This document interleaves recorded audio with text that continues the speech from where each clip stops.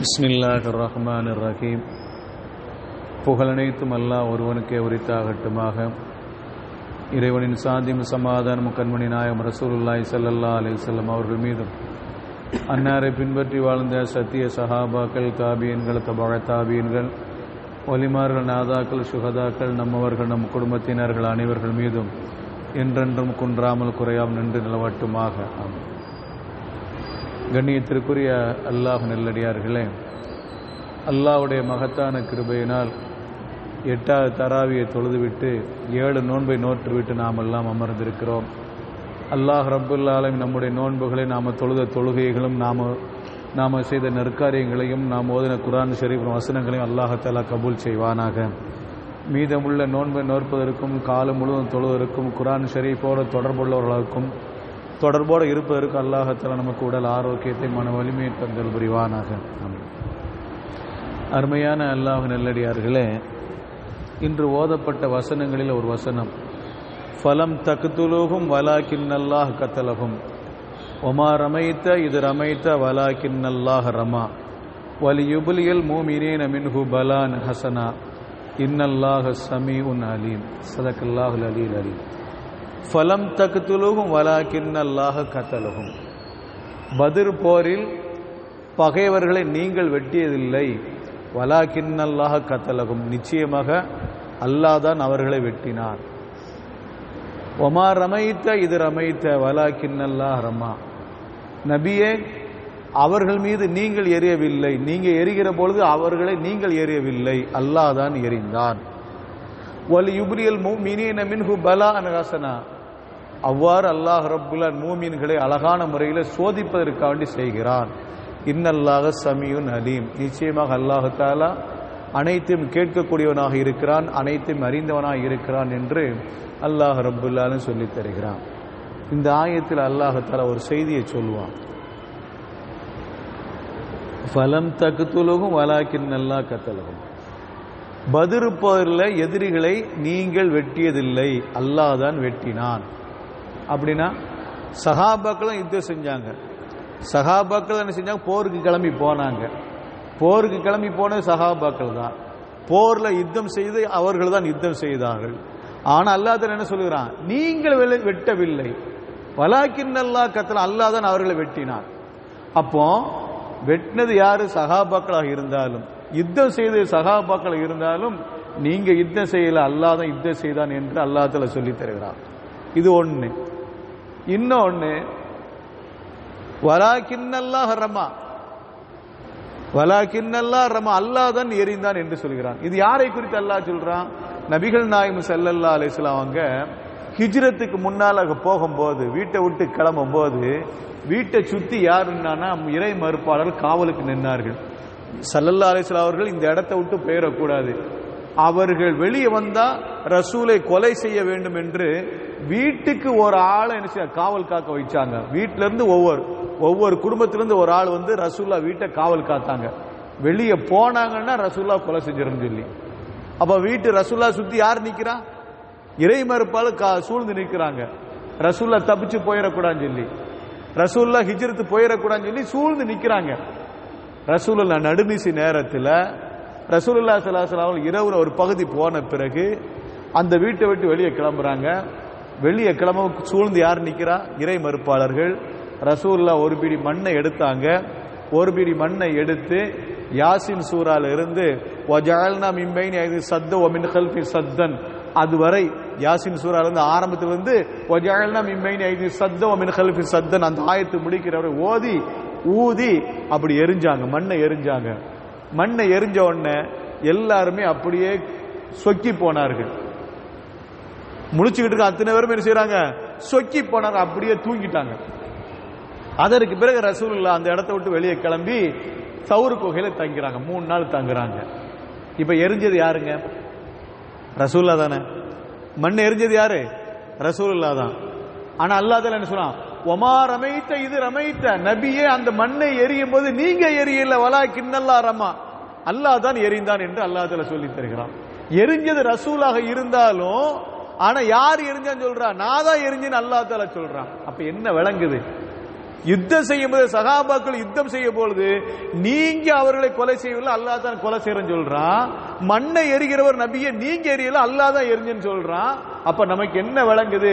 எந்த காரியத்தை நான் செஞ்சுன்னு சொல்லக்கூடாது, என்னால இந்த காரியம் நடக்குன்னு சொல்லக்கூடாது.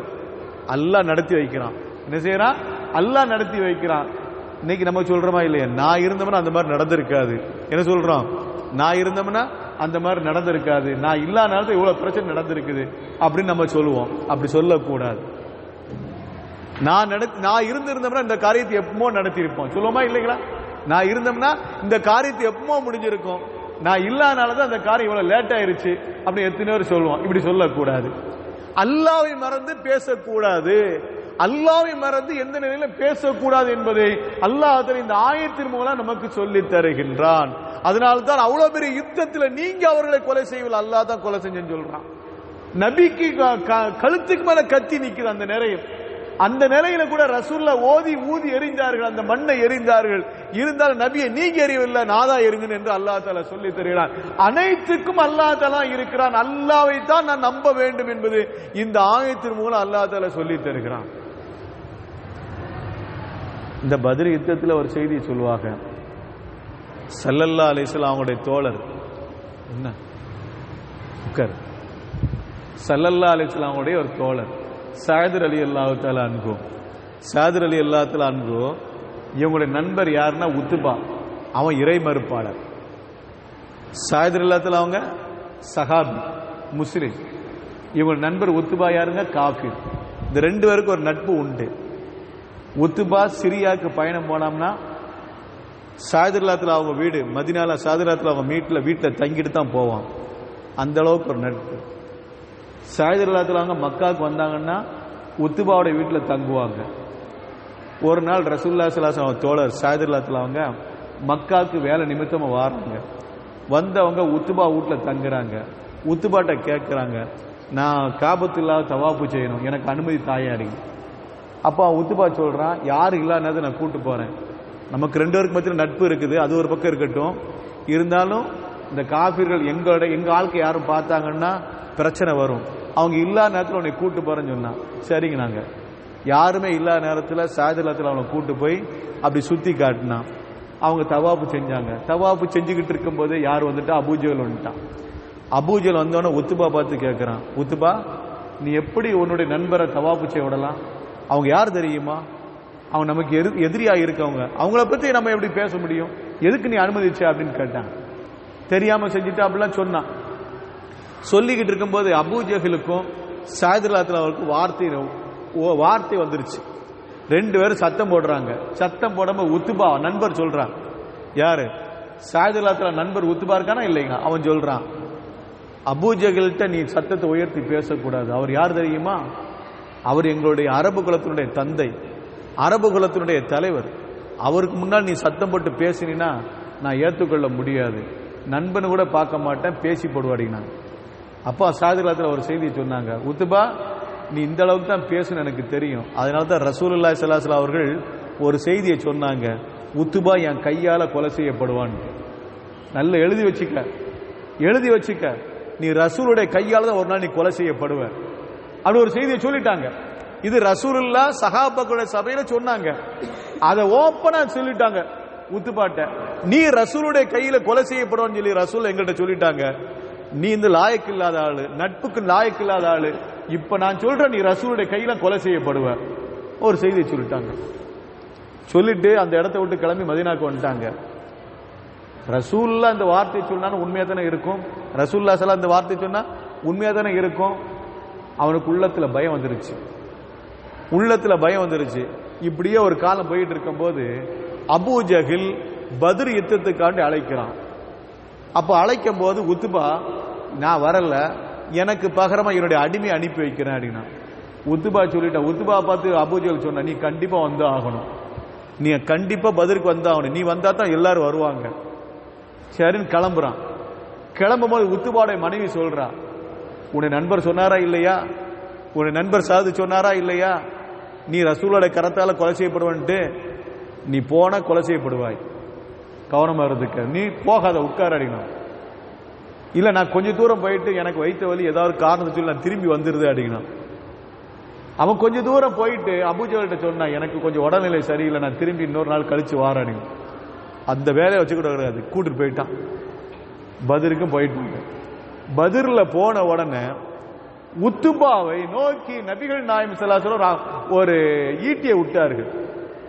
ஏன்னா ரசூலுல்லாஹ் சொல்லிருக்காங்களா இல்ல என் கையால கொலை செய்யப்படுவான்ட்டு. அப்போ ஒரு ஈட்டியை ரசூலுல்லாஹ் ஸல்லல்லாஹு அலைஹி வஸல்லம் அப்படி விட்டாங்க. அந்த ஈட்டியை கொஞ்சம் வலுவா விடல. ரசூலுல்லாஹ் ஸல்லல்லாஹு அலைஹி வஸல்லம் வலுவாக தாக்க வேண்டும் என்று விடவில்லை, தூக்கி இப்படி எறிந்தார்கள். அந்த ஈட்டி லேசா அவனுடைய கழுத்துல அப்படி கோடு போட்டு போச்சு.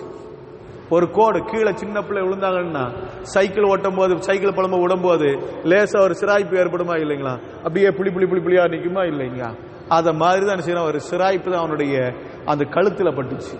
சுருண்டு கீழே விழுந்தான், ஒட்டகத்திலிருந்து கீழே சுருண்டு கீழே விழுந்தான்.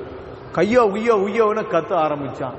அபூஜஹல் வந்து பார்க்கிறான், இதெல்லாம் ஒரு காயமா, இந்த காயத்துக்காண்டி என்ன செய்யறான் கத்திக்கிட்டு இருக்க அப்படின்னா.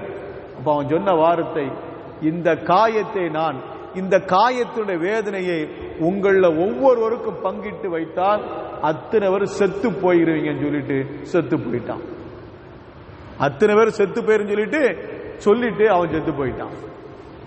இப்ப நமக்கு நோக்கம் என்ன தெரியுமா, இந்த கத்தியை விட்டாங்க, அந்த ஈட்டியை விட்டாங்களா இல்லைங்களா, ஈட்டியை விட்டது ரசூலாக இருந்தாலும் எரிந்தது ரசூலாக இருந்தாலும் அதை காய ஏற்படுத்தியது அல்லாஹ், காயத்தை ஏற்படுத்தியது அல்லாஹ். அதனால்தான் எல்லாரும் குத்தினால் என்ன செய்யும், உடம்புல அந்த ஈட்டி உள்ள போனால் தானே உயிரை போக்கும். லேசா சிராய்ப்பு ஏற்பட உயிரை போக்குமா? இங்கே ரசூலுல்லாஹி ஸல்லல்லாஹு அலைஹி வஸல்லம் அவர்கள் அந்த ஈட்டியை விட்டு ரசூலாக இருந்தாலும் அந்த காயத்தை ஏற்படுத்தி அல்லாஹ் என்பது காரணத்தினால்தான் அவன் சுருண்டு விழுந்து செத்து போனான் என்பது வரலாறு நமக்கு சொல்லித் தரும். ஆக எந்த நிலையா இருந்தாலும் சரி, நாம என்ன நினைக்கிறோம் தெரியுமா, நம்முடைய முயற்சி தான் நம்முடைய முயற்சியா இருக்கும், செய்து காட்டுவது அல்லாஹ் தான் என்ற ஒரு ஆணித்தரமான முறையில் நம்பிக்கை வைக்க வேண்டும் என்பதைத்தான் இந்த ஆயத்து இந்த தராவி நமக்கு சொல்லித் தருகிறது. அல்லாஹ் ரப்புல் நம் அனைவருக்கும் கிருபை செய்வானாக. அனைத்தும் அல்லாஹ்வால் நடைபெறுகிறது என்ற ஒரு எண்ணத்தை அல்லாஹ் தஆலா நம் அனைவருக்கும் தந்தல் புரிவானாக. வாஹிரு தாவானா அனில் ஹம்துலில்லாஹி ரப்பில் ஆலமீன். அஸ்ஸலாமு அலைக்கும் வ ரஹ்மத்துல்லாஹி தஆலா வ பரகாத்துஹு.